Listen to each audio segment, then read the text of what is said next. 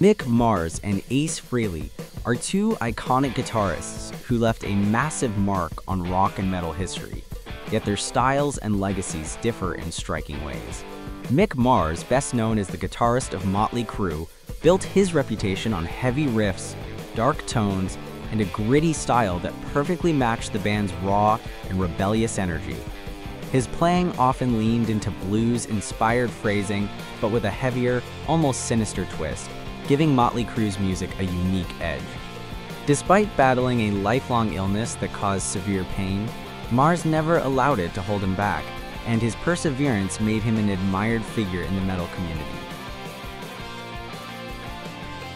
Ace Frehley, on the other hand, rose to fame as the original lead guitarist of Kiss, and his style was instantly recognizable. Known as Spaceman, Frehley's solos were flashy, melodic, and filled with character. He had a knack for creating riffs and leads that were both simple and unforgettable, helping Kiss shape their signature arena rock sound. His stage presence, complete with explosive effects and a larger-than-life persona, made him a hero to countless aspiring guitarists in the 1970s and beyond.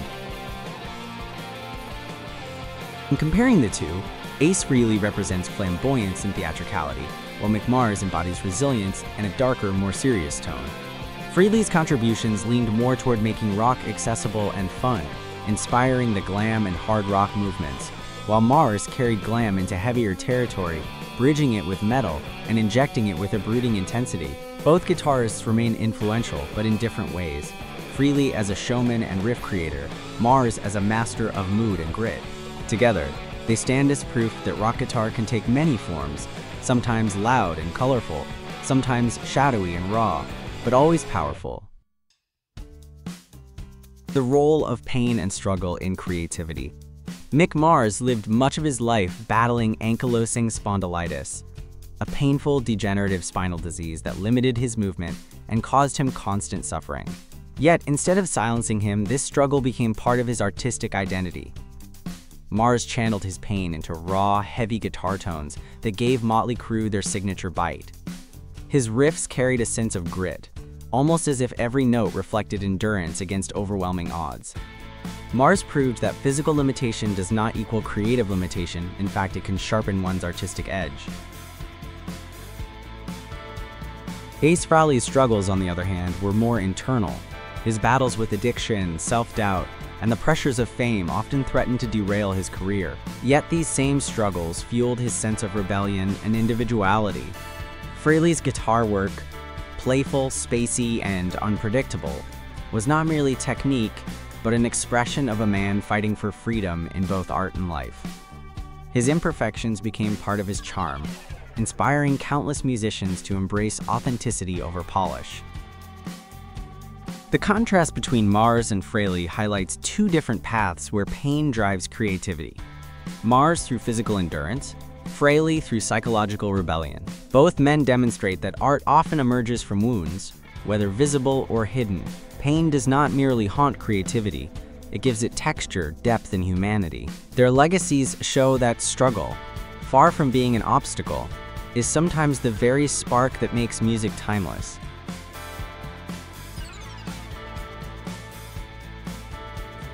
Science fiction versus street darkness.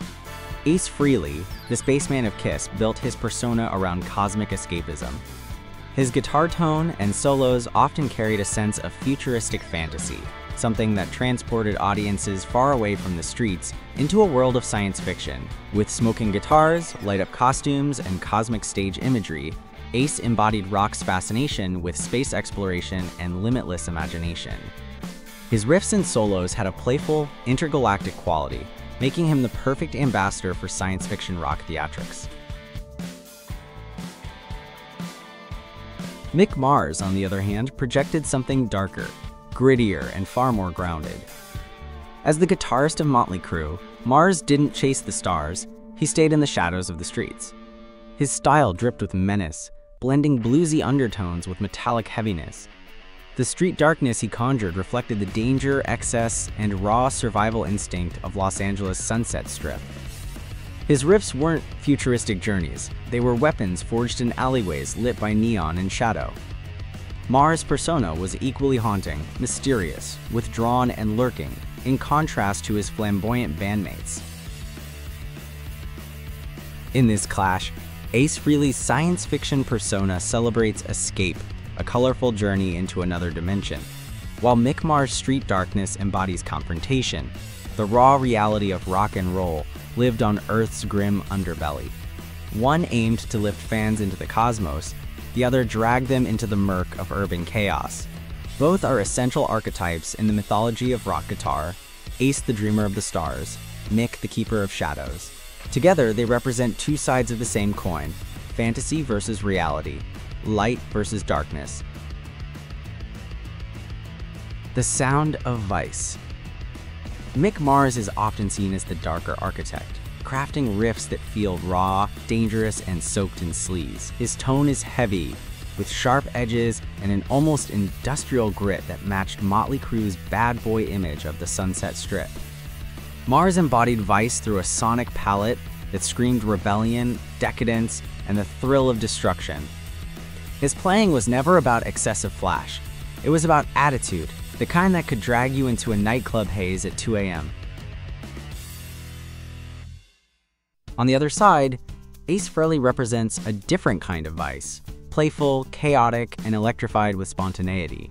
His solos often carried a drunken swagger, balancing melodic hooks with wild bends that felt unrestrained. While Mick Mars sounded like the razor blade edge of temptation, Frehley's guitar work was the intoxication itself, unpredictable, reckless, but irresistible. Kiss stage theatrics amplified this, making his style a soundtrack to excess, glam, and youthful rebellion. Together, Mars and Frehley symbolize two shades of Vice in rock music.